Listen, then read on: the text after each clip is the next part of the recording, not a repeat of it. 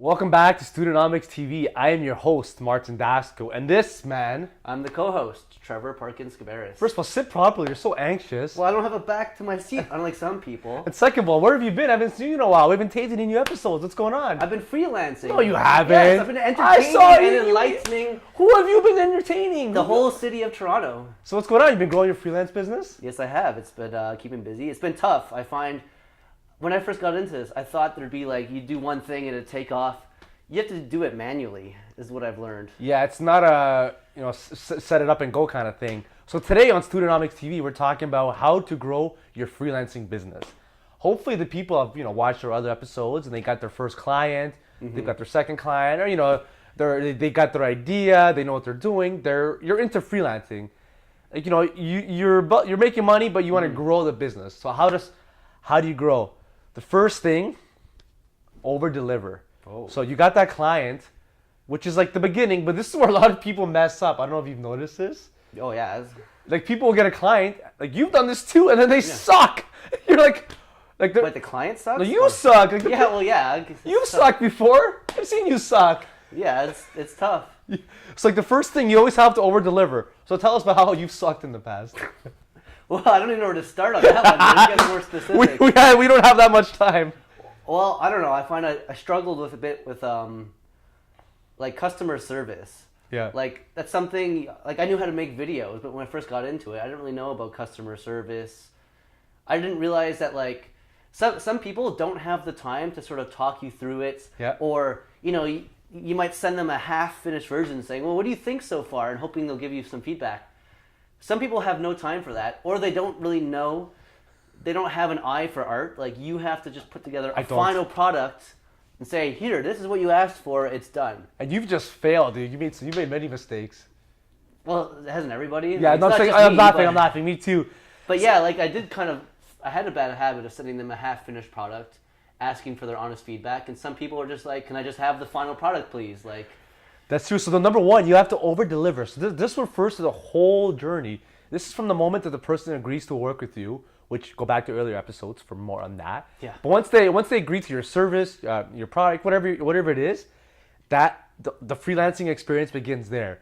So you have to make it as easy as possible for them. One. Yeah. You have to deliver high quality, and you have to make sure they're satisfied. Because let's just say you get that client and your customer service sucks, your product sucks, they're not satisfied. Guess what? It's done. well, yeah, then they're not gonna They're not recommend you to other people. They're not gonna refer you. They're not gonna talk about you. You gotta be a man of your word. This could be tough too, believe it or not. If you say, "Oh, I'll have it done today," get it done that day. Yeah. And sometimes it is hard. I don't know, like it can be a bad habit, and I've had this bad habit too in the past of just making promises and not being able to deliver on them. It's tough because I read once you should. I think they said under promise or under deliver, whatever, and under promise, over deliver. So like Yeah. that means like.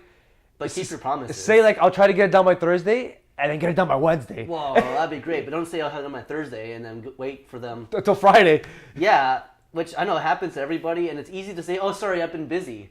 They don't But care. it just sounds rude. I don't know, because like I've done that a lot Me in the past too. too. But then when somebody did it to me, it dawned on me because they said, "Oh, I'll have it done by Wednesday." Wednesday comes, Thursday comes, Friday comes. I messaged them, "Any updates?" "Oh, sorry, I've been busy. I'll try to get it done tonight."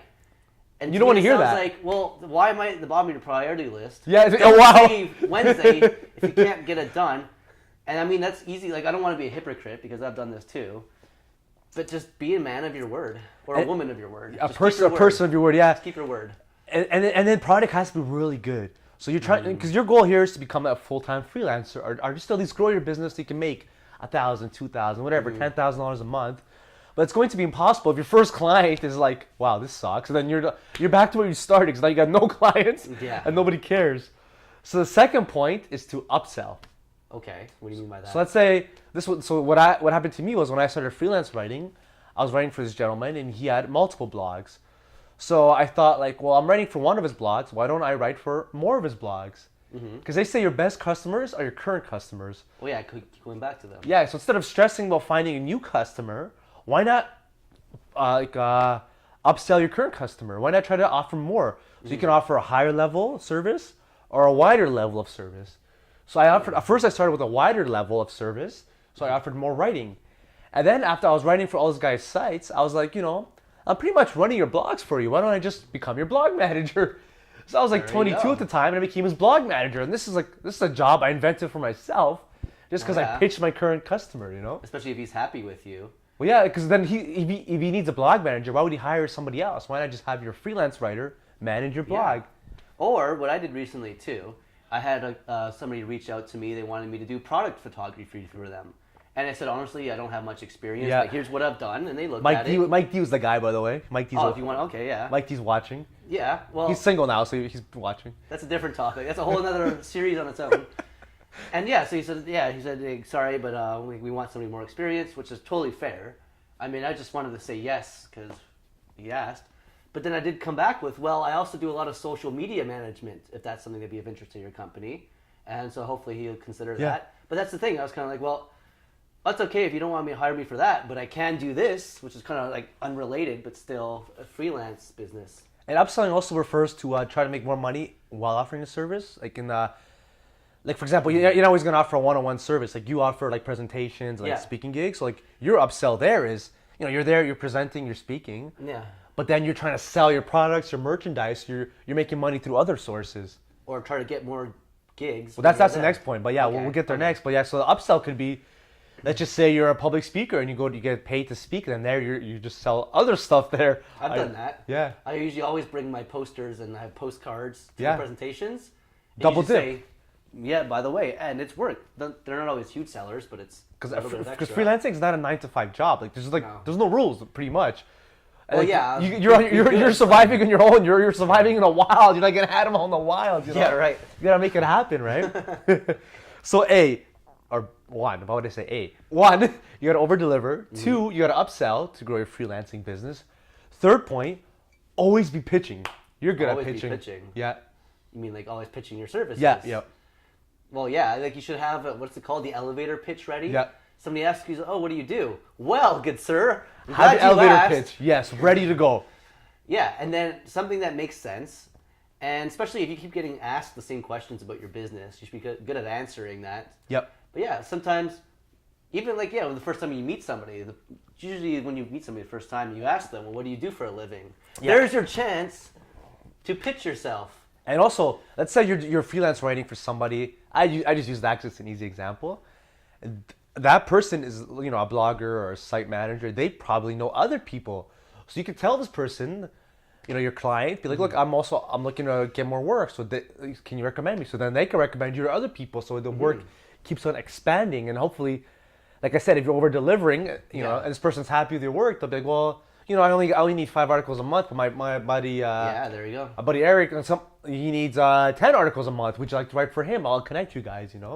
Yeah, exactly. It's kind of like asking for more work, but not necessarily from that person. Yeah, because you already upsold them, and they just and sometimes you can't drain one person dry, right? Like you can't train them. Yeah. Give me all your money, damn it. Like you gotta ask them, because I've done that too sometimes, where I've just straight up asked friends, hey, by the way, if you know anybody who needs any videos done, photography work done. Now in the last few months, I've added social media management to my services. Like it was something I've kind of done voluntarily in the past, but now I straight up say, I can do social media management because I actually do have a lot of experience with it. So now I'm pushing that. And yeah, it is good to bring it up to people that you just meet. Even like on social media, I've done this a lot too now. Like every time I do a presentation, I have to get a picture. You got to have social media fodder, obviously. It's half the reason I do anything. Yeah, bring my tripod. Just why to get go a anywhere? Yeah, there's no proof it didn't happen. Obviously. So whenever I post a picture, here's me presenting. I'll say, here's what I did that day. I always end it with, I'm available for hire. Message me for more info. It's just always as part of these posts now has to be. I'm available for hire because it's hard to get the message across. And you gotta drive it home. And you don't want to just get one client and be stuck. So this is how you grow your freelancing business. Get that first client, over deliver, try to upsell, and then always be pitching. Good luck, and let us know if you have any questions.